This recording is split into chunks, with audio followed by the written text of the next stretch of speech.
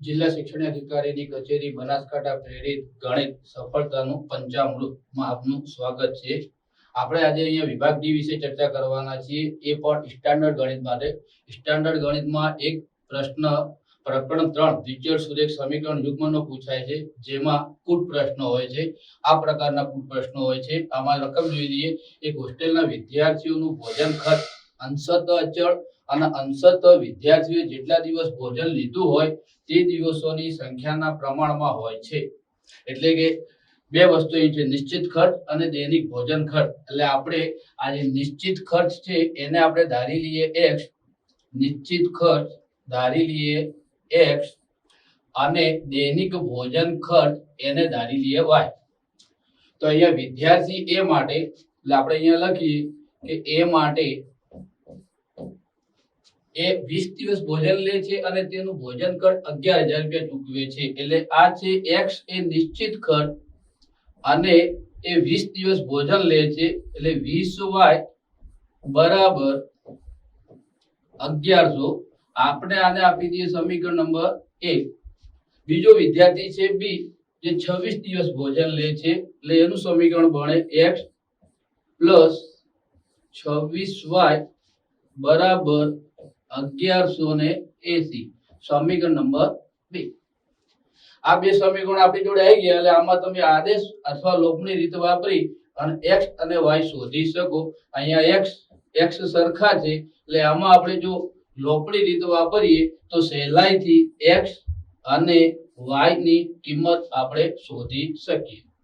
બીજો એક દાખલો છે, એક પ્રતિષ્ઠિત પુસ્તકાલય પ્રથમ 3 દિવસનું એક પુસ્તકનું નિશ્ચિત ભાડું લે છે અને પછીના પ્રત્યેક દિવસ દીઠ અતિરિક્ત ભાડું લે છે। સરિતા 7 દિવસ પુસ્તક રાખવાના ₹27 ચૂકવે છે, સુશી 5 દિવસ પુસ્તક રાખવાના ₹21 ચૂકવે છે। તો નિશ્ચિત ભાડું અને પ્રત્યેક વધારાના દિવસનું ભાડું શોધો। અહીંયા આપણે બે વસ્તુ ધારી છે, નિશ્ચિત ભાડું અને પ્રત્યેક વધારાના દિવસનું ભાડું। ધારો કે આપણે ધારી લઈએ કે નિશ્ચિત ભાડું ₹x છે અને વધારાના દિવસનું ભાડું ₹y।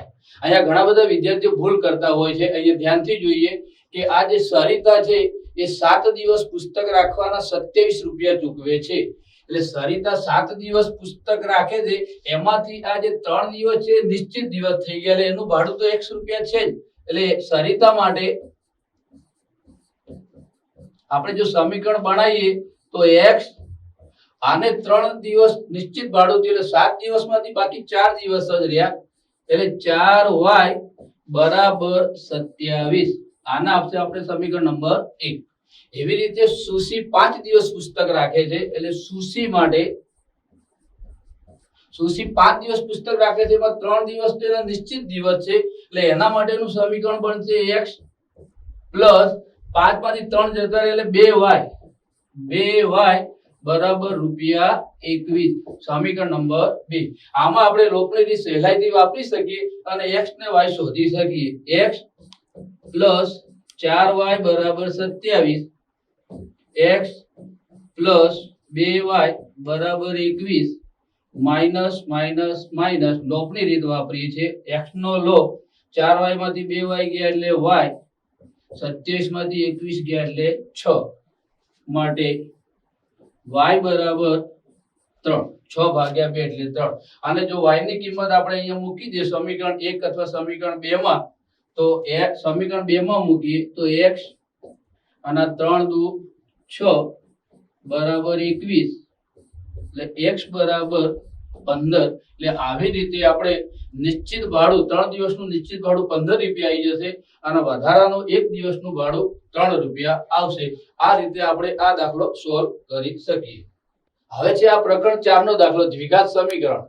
જો એક લંબચોરસની લંબાઈમાં 5 એકમ ઘટાડો થાય અને પહોળાઈમાં 3 એકમ વધારો થાય તો લંબચોરસનું ક્ષેત્રફળ 9 ચોરસ એકમ જેટલું ઘટે છે।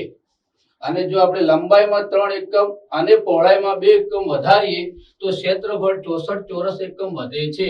તો લંબચોરસના પરિમાણ શોધો।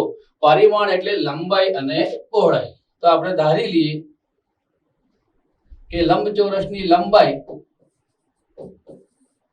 x અને પહોળાઈ વાય છે. તો આમાં સમીકરણ બનાવવા માટે સૌથી પહેલા આપણે લખવું પડશે લંબચોરસનું ક્ષેત્રફળ, મૂળ લંબચોરસનું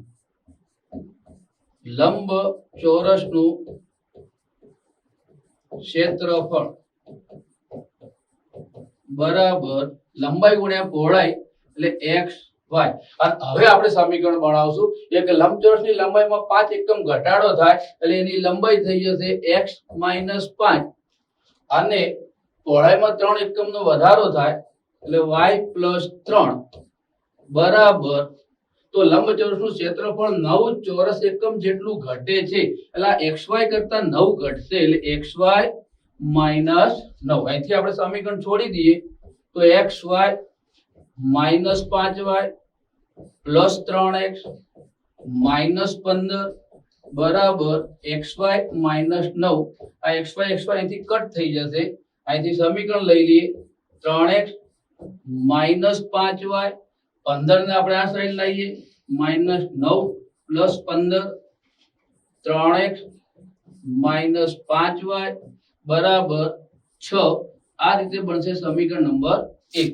અને એવી જ રીતે જો આપણે લંબાઈમાં 3 એકમ અને પહોળાઈમાં 2 એકમ વધારીએ તો x + 3 y + 2 તો તેનું ક્ષેત્રફળ 64 ચોરસ એકમ વધે છે એટલે xy +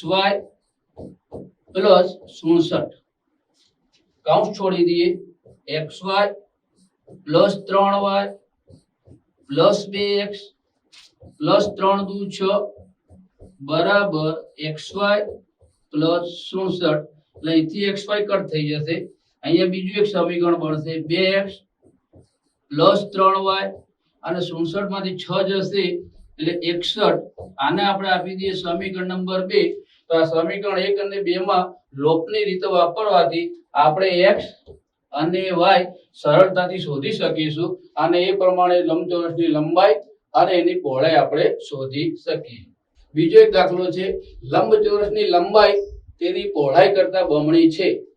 જો લંબચોરસની પરિમિતિ 120 સેન્ટીમીટર હોય તો તેની લંબાઈ અને પહોળાઈ શોધો તથા લંબચોરસનું ક્ષેત્રફળ પણ શોધો. તો આપણે અહીંયા પહેલા પહોળાઈ ધારી લઈએ. તો ધારો કે લંબચોરસની પહોળાઈ બરાબર x માટે એની લંબાઈ થશે 2x અને હવે એની લખેલી છે પરિમિતિ 120 છે. પરિમિતિ એટલે 2 કૌંસમાં લંબાઈ વત્તા પહોળાઈ બરાબર 120 માટે 2 લંબાઈ છે 2x પહોળાઈ છે x બરાબર 120. 2x ને 1x 3x આ 120 ભાગાકારમાં આવશે એટલે 60 માટે x બરાબર 20. એટલે લંબચોરસની પહોળાઈ આવી ગઈ x બરાબર 20 એટલે એની લંબાઈ આવી જશે 2x એટલે 2 × 20 બરાબર 40. એટલે અહીંયા લંબચોરસની પહોળાઈ આપણને મળશે 20 સેન્ટીમીટર અને એની લંબાઈ મળશે 40 સેન્ટીમીટર. અને પછી શોધવાનું છે એનું લંબચોરસનું ક્ષેત્રફળ. એટલે લંબચોરસનું ક્ષેત્રફળ એટલે લંબાઈ ગુણ્યા પહોળાઈ. લંબાઈ છે 20x 40x ગુણ્યા 20 4 દુ 8 800 સેન્ટીમીટરનો વર્ગ. આભાર.